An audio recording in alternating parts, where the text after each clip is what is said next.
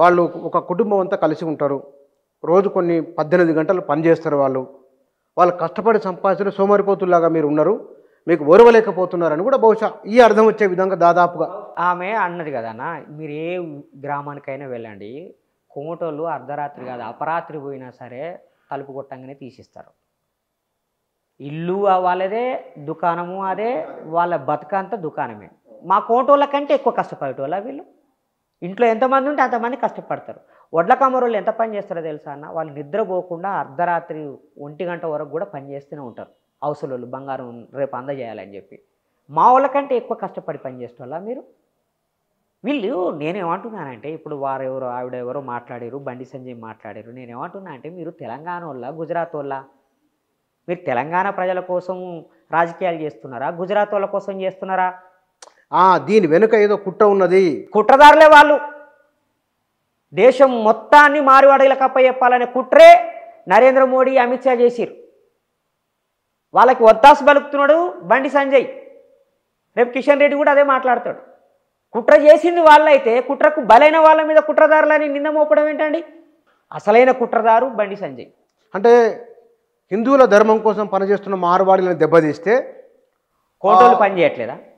కోటోళ్ళు పని చేయట్లేదా హిందూ ధర్మం కోసం? జెండాలు అమ్మిండేవారు, బతుకమ్మ సామాన్ అమ్మిండేవారు, దసరా సామాన్ అమ్మిండేవారు 2014 వరకు. ఇప్పటికీ ఊళ్ళల్లో ఎక్కడో ఒక దగ్గర అమ్ముతున్నది ఎవరు? కోటోళ్ళు కాదా? వాసవి టెంపుల్స్ కట్టింది కోటోళ్ళు కాదా? విశ్వకర్మలు ఎవరు?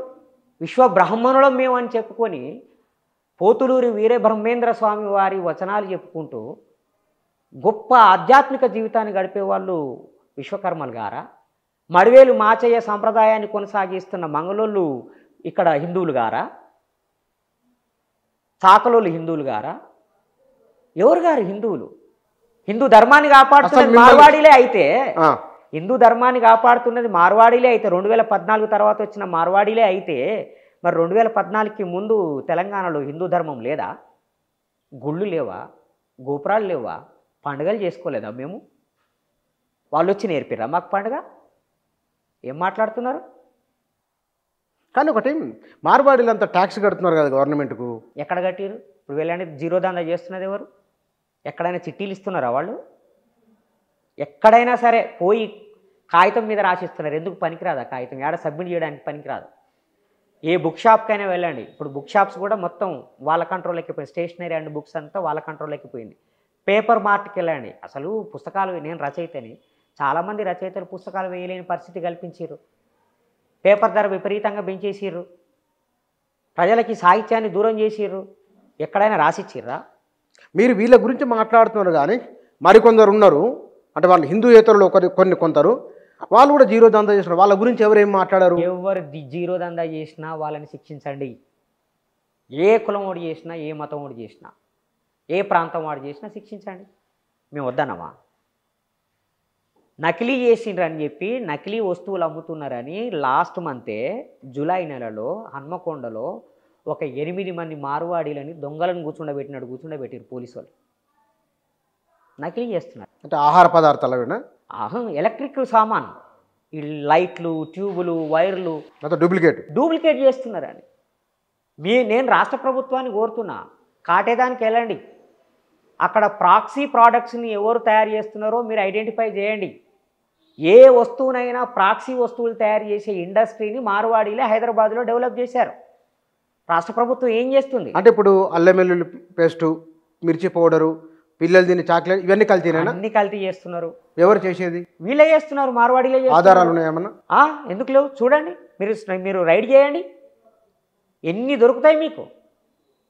తినే వస్తువులే కాదు, ఇంటికి ఉపయోగపడే ప్రతి వస్తువుని వాళ్ళు నకిలీ తయారు చేస్తారు. అది బ్రాండెడ్ అనే అనుమానం కూడా, అది బ్రాండెడా నకిలీ అనే అనుమానం రాకుండా తయారు చేస్తున్నారు. తెలియదా రాష్ట్ర ప్రభుత్వానికి?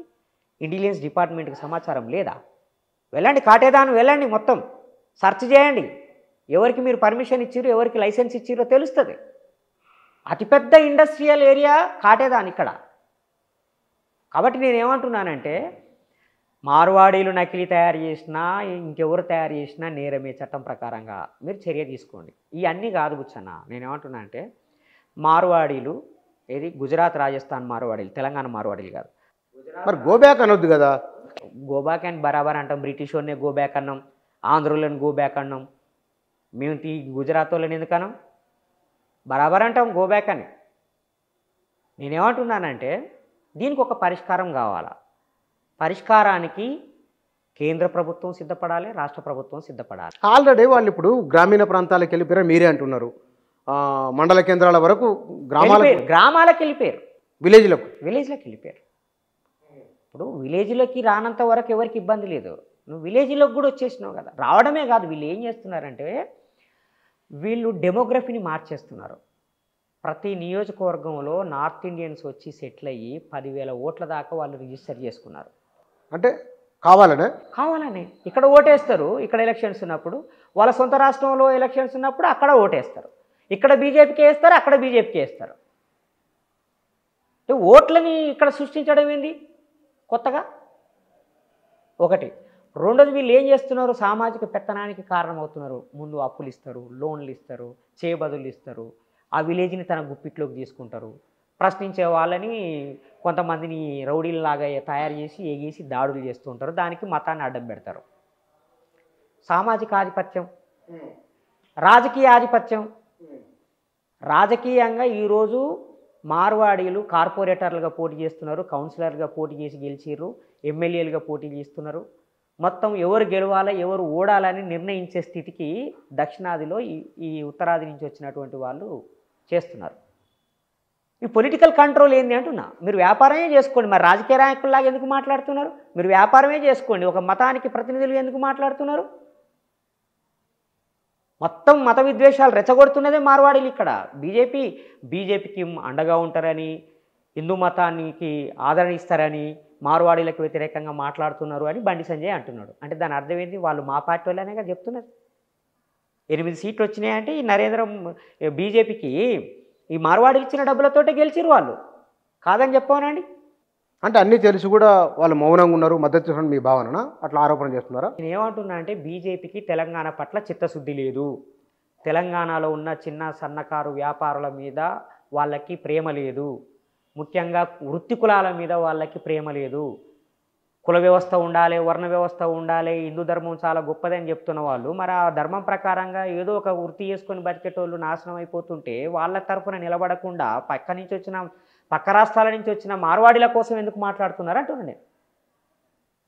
ఇది హిందూ వ్యతిరేకత కాదా? హిందూ ధర్మానికి విరుద్ధం కాదా? ఈ తెలంగాణ ప్రజలకు వ్యతిరేకం కాదా ఇది? రేపు బండి సంజయ్ ఎలక్షన్స్లో ఏ మొహం పెట్టుకొని పోతాడు? రేపు స్థానిక ఎన్నికల్లో ఇదే బీజేపీ పార్టీని తుక్కుగా ఓడించాలని వీసీకే పార్టీ తరఫున ఈ తెలంగాణ ప్రజల్ని, ఈ దక్షిణాది ప్రజల్ని కోరుతా ఉన్నాను.